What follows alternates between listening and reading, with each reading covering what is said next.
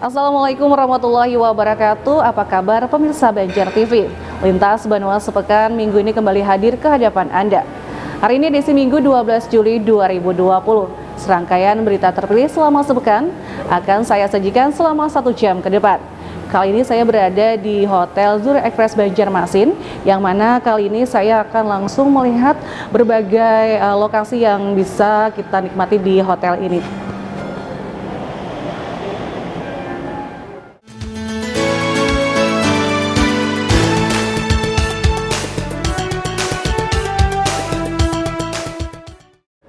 Pemirsa, banyaknya tenaga medis kesehatan di Kalsel yang gugur dalam menangani COVID-19 mengundang keprihatinan sebagian kalangan, termasuk Ketua DPRD Kalsel.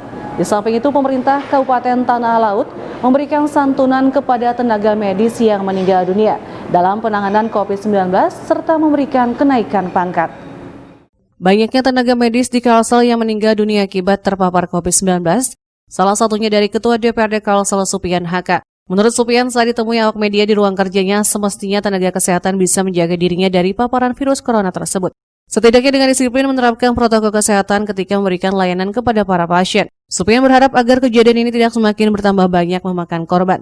Tim gugus tugas sudah seharusnya memberikan pembekalan bagaimana meningkatkan protokol kesehatan agar tenaga kesehatan dapat terlindungi.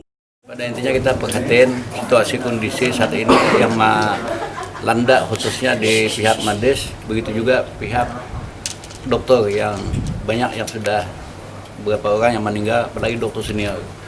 Harapan kami adalah kepada pihak medis untuk jaga kredibilitas sebagai kesehatan beliau harus terjaga.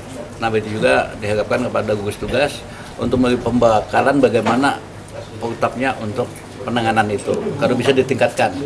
Supian juga mengingatkan kepada masyarakat agar tetap disiplin menerapkan protokol kesehatan di setiap aktivitasnya, terutama dalam hal penggunaan masker, menjaga jarak, dan cuci tangan pakai sabun. Pasalnya sejauh ini sebagian masyarakat Kalsel masih belum sepenuhnya patuh terhadap protokol kesehatan. Padahal itu menjadi kunci utama dalam menangkal penularan virus corona. Muhail, Banjar TV.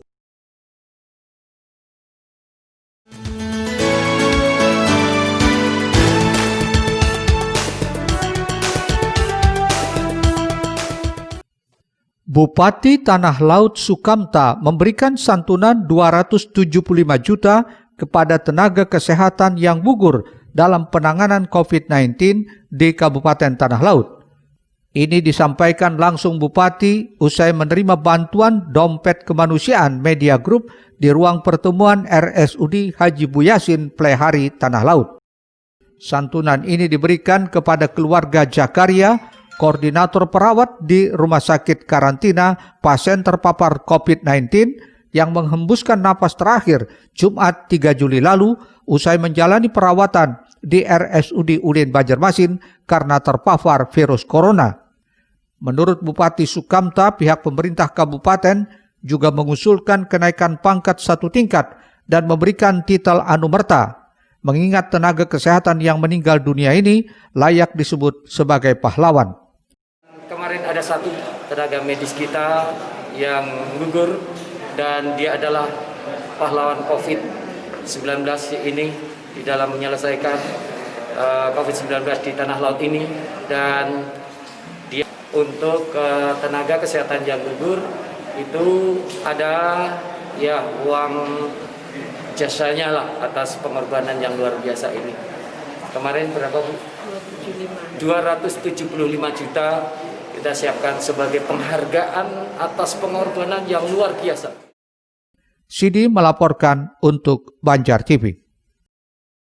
Selanjutnya, Rumah Sakit Umum Daerah Sultan Suryansah sedang mengalami kekurangan tenaga kesehatan. Namun dari pelayanan tetap berjalan seperti biasa, hanya cukup kewalahan dalam menangani pasien. Sementara itu, Rumah Sakit Daerah Sultan Suryansah ternyata masih kekurangan SDM untuk perawat, bidan, dan dokter spesialis paru. RSUD Sultan Suryansah kini sudah menjadi rumah sakit rujukan pasien terkonfirmasi positif COVID-19 di Kota Banjarmasin. Bahkan agar rumah sakit tersebut layak menangani pasien COVID, sudah ada penambahan 100 bed baru bantuan dari tim gugus tugas Provinsi Kalimantan Selatan. Rupanya hal itu masih belum sebanding dengan fasilitas lainnya. Dengan ditambahnya 100 bed tempat tidur, perlu pula penambahan SDM baru. SDM tersebut diantaranya 50 perawat, 10 dokter, 10 bidan, dan 1 dokter spesialis paru. Hal ini agar kebutuhan pasien jika mereka diopname tidak menuai kendala. Seiring juga dengan penambahan tempat tidur, ada 100 tempat tidur yang kita akan kembangkan di Rumah Sakit Sultan Syariansah, sehingga untuk memenuhi ini kita kekurangan sumber daya manusia kesehatan.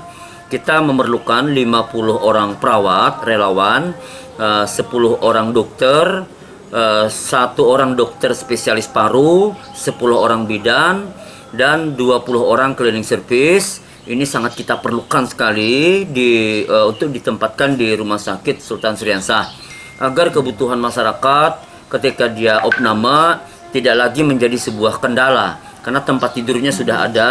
Kita sampaikan terima kasih kepada BPBD Provinsi yang membantu. Terkait dokter spesialis paru yang ada di Rumah Sakit Sultan Syariansah, baru ada 1 orang dokter.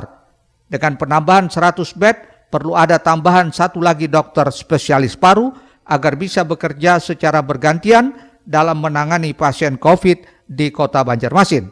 Muhail, Banjar TV.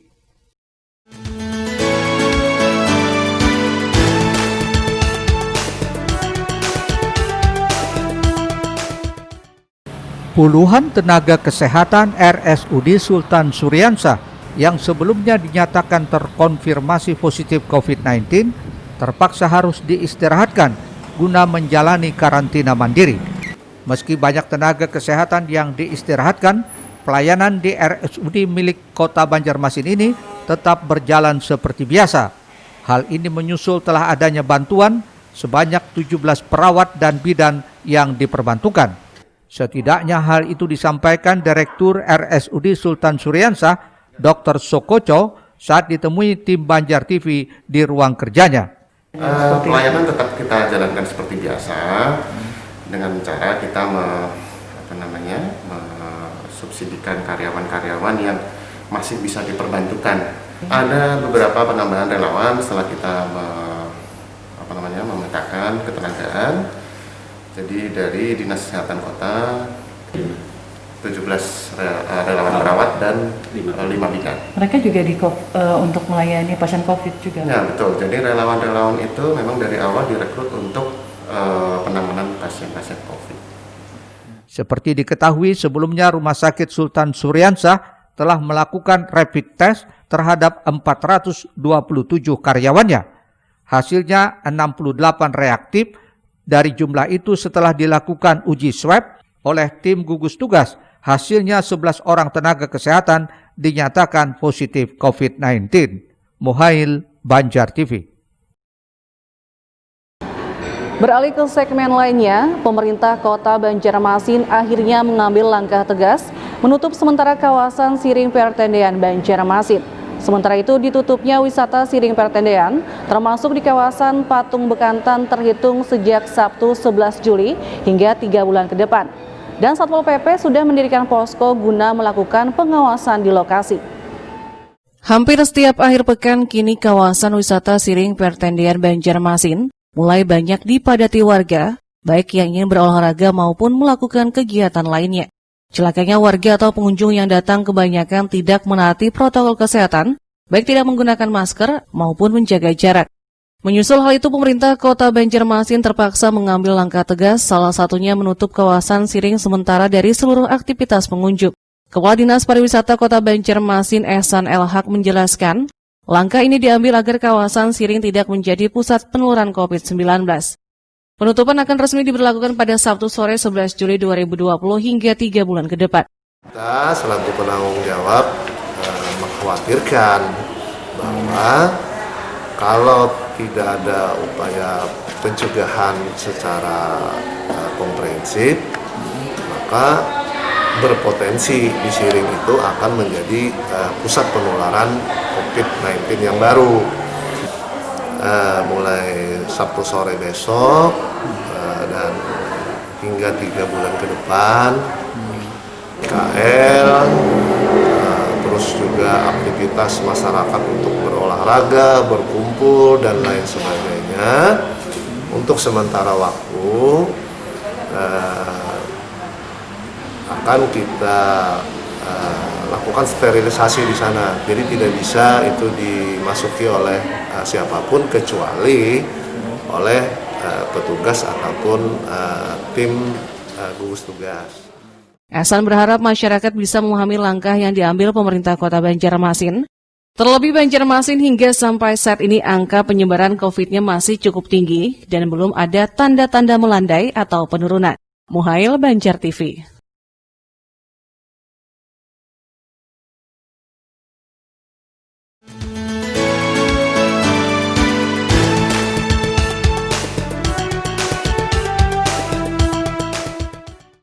Menyusul akan ditutupnya kawasan Siring dan sekitarnya pada Sabtu 11 Juli 2020, kini Satpol PP langsung mendirikan sejumlah tenda di kawasan Siring Menara Pandang. Pantauan Banjar TV ada 2 tenda yang sudah didirikan untuk memantau aktivitas Siring agar tetap steril dari pengunjung. Danton 4 Triskan Wahyudi saat ditemui di lapangan menjelaskan mengingat mulai Sabtu 11 Juli 2020, aktivitas di kawasan ini tidak diperbolehkan lagi, baik untuk olahraga maupun kegiatan lainnya. Maka sesuai pemerintah atasan, Satpol PP akan ditugaskan mengawasi kawasan Siring secara rutin pagi, siang, dan malam. Sesuai dengan instruksi dari Pak Wakil Wali Kota, bahwa mulai hari Sabtu besok ditiadakan kegiatan aktivitas untuk masyarakat, baik untuk olahraga dan kegiatan terapung serta yang lain-lain. Jadi di sini steril, tidak ada aktivitas untuk sementara pandemi ini. Mulai hari ini sampai seterusnya kita akan mengawasi tendian. Sementara kita netralkan dulu kurang lebih 1 bulan ya, menunggu perintah lanjut dari pimpinan. Jadi ini tendian tidak ada kegiatan. Jadi sementara untuk wisata terapung juga untuk olahraga tendian sementara kita kosongkan dulu sementara. Lebih jauh Rizkan menjelaskan Satpol PP akan melakukan pengawasan secara bergiliran dan setiap harinya minimal akan dijaga sekitar 30 personil. Muhail, Banjar TV. Pemirsa, DKP 3 Kota Banjarmasin melakukan pengecekan hewan kurban jenis sapi. Tetaplah bersama kami.